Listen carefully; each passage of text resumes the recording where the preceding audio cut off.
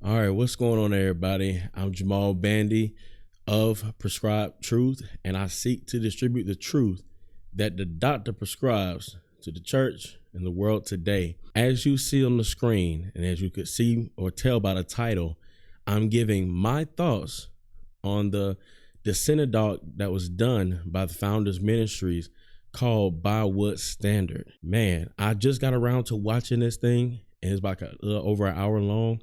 And I'm telling you, what a documentary. Wow. They did such a great job at showing the slippery slope in which people fall into by following critical theory, and also laying out the danger of that theory in our churches. And I know I've talked about this on this channel a few times, and I know there are plenty of people who have addressed this issue on their channels and whatnot.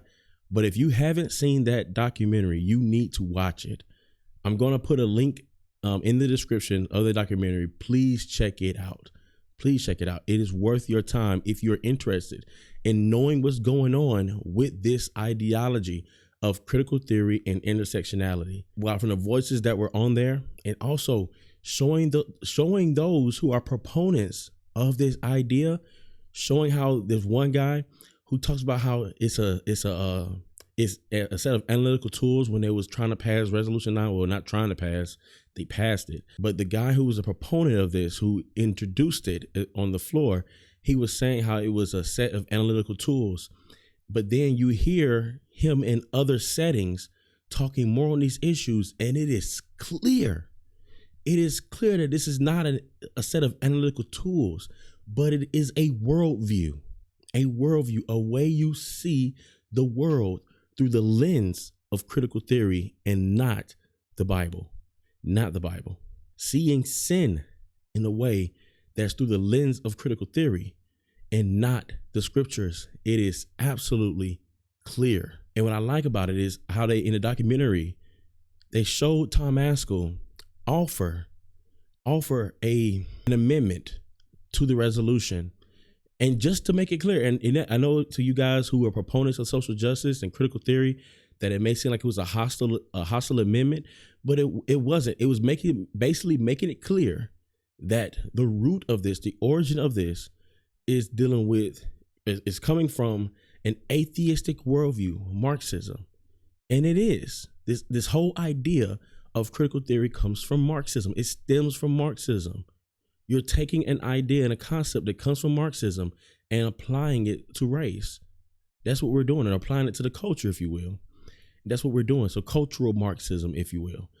And so he's saying that if we be clear that critical theory stems from a godless ideology, and also indicate that our identities should not be found in our ethnicities or in our race, but in Christ. If you offer that amendment, then hey, we're good with it, or we'll at least let it slide. At least say, hey, at least we're being truthful about where this is coming from, because there are a lot of people, and guys, you can be honest about this. There are a lot of people at that convention who probably was unfamiliar with all the background dealing with critical theory. I've noticed that even from handling these topics on this channel, there are a lot of people who are ignorant in these issues. They're not aware, and see it as just justice issues, because they don't understand what's really being said and what's really going on. So it's taken as just justice issues. And if you're a Christian, you should want to stand for justice, right? Right. So why not stand for this? And people don't understand the issue.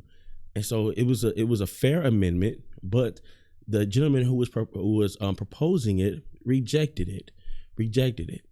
And I'm like, man, why would you want to reject the fact that being a Christian, you find your identity in Christ?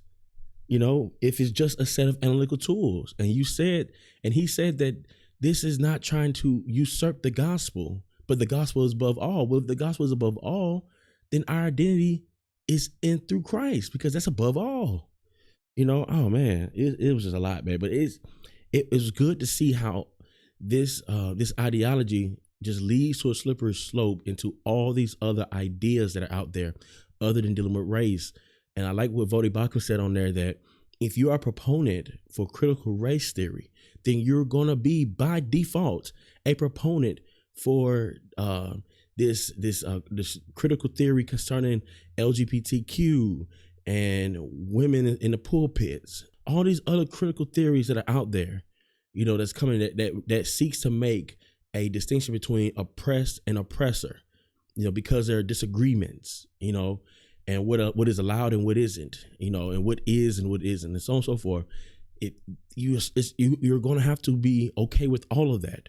And you can't say, well, I'm just dealing with the black aspect of things and not the rest. Like, you can't divorce yourself from it. I mean, it's a fact. And I thought that was really good how they just drew that, how they brought that to light in that documentary. Something else that I thought was really nice about the documentary, I think it showed that, and I think A.D. Robles brought this up briefly in his video as he showed the first 3 minutes of the documentary, but that Tom Askell and the rest of the guys, they don't seem hopeless. They don't seem hopeless. They don't seem like, oh, we're defeated because this was passed and people are buying into this ideology that we're defeated. Like, there's still hope. We're still pushing for the truth. But I also like the reality that Voddie Baucham brought out, saying that a great divide is most likely inevitable at this point. Like, if we're looking for these sides to come together and join together now and actually come to some common ground, it's probably not going to happen. And I think that we should be prepared for that. I think regardless of what side you stand on, you need to be prepared for this to be a divisive issue, a divide. All right, where are you standing concerning the word of God and how it applies to this culture and this world? I think that's very important, that we need to really take a step back and think about that. And one gentleman was on there, and he made a good point. He says back in the 60s, where you had this ideology of social justice come through, or social gospel come through. And then it was a divide then, because there were people who were looking at it from a political aspect, but then those looking for a more evangelistic aspect. Whereas there was a divide then, but it shouldn't have been. And I thought that was good for him to bring out, because I agree with that. I believe that it shouldn't have been a divide there. There should have been a way they should have came together and understood that, hey, especially during that time, yes, we should, as a church, should be coming together to deal with these injustices that are out here and speaking about it and encouraging one another and dealing with it. You know what I'm saying? As a church, as a body of believers, there should not have been a divide then. I definitely agree with that. And I thought it was very good for him to bring out, and it was a white gentleman at that. So, I mean, for him to recognize that was really good. And man, but just where we have it now is that people are deemed racist just by default, not by any action that they've done, not by any laws that were put in place, but just by default of being white makes you automatic racist. That you got some stem of racism in you, and hey, you just got to deal with it, own it. And then I love how the documentary brought out clips of James Cone, and it showed like what stuff he was saying and stuff like that. I mean, wow. I mean, for anybody who calls himself a Christian and can follow behind James Cone, I'm really concerned with that. Really concerned with that. And I know I joke about it with woke brother skits and stuff like that, but guys, you hear his rhetoric. He says, in order to be a Christian, he adds to the gospel. He says, in order to be a Christian, white man, you got to get rid of the stuff you have and give it up to me in order to be a Christian. That ain't the gospel. Where do you see that where do you see that in the gospel that Jesus gives? You don't. Wow, man. It's wild. Now, I'm saying there are brothers and sisters who call themselves Christians who believe that James Cone was an individual, though he may have some issues, but was sticking up for what's true. No, man. Jesus said he's the way, the truth, and the life. That means all truth belongs to God. And what James Cone was carrying was not truthful. It was not on the basis of God. It may have been a result of some people doing some wrong stuff, but two wrongs will never make a right. And what does God say? Don't repay evil with evil. So all because there was evil done by white people in the past justifies evil done now? or evil being said against people? Come on, man. No, that ain't how we operate. But that's what's being accepted and that's what's being passed. You know, man, I really did appreciate this documentary from the Founders Ministries. And guys, if anyone from the Founders Ministry happens to watch this video, I want to personally say thank you guys for taking the time. Chocolate Knox, thank you, bro, for taking the time to make this documentary and direct it and everything. And the way you did it was a very great job, man. And I hope a lot of people are helped by it. And people who are proponents of the social justice view, I know that you may not want to watch this documentary.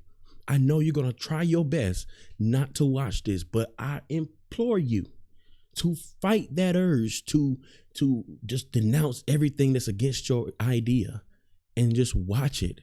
Just watch it. Weigh out the truth versus the lies. You know what I'm saying? Like, I think this documentary can stand some scrutiny. It can stand some scrutiny. You can watch it and say, hey, I don't think they represented that person fairly. I don't think they got the wrong clip. I think they got this person's statement out of context. You can do that. You can do that. Please do. Is it out of context? Where is it out of context? They brought out clips from Ikemene Uwan and what she said at the Sparrow Conference, and I covered that on my videos here. Like, yo, I mean, where's the wrong? But anywho, I didn't want to make this video long. I just wanted to share my thoughts on the documentary, or the Cinedoc as they call it, from the Founders Ministries. By what standard? It was really good. I hope you guys find it to be a blessing to you as well. Please take the time to watch it if you haven't already. It is super helpful. I know I said it a bunch of times. It's super helpful and you should watch it. So with that being said, this world is full of errors, but the only thing that the doctor prescribes is truth. Blessings.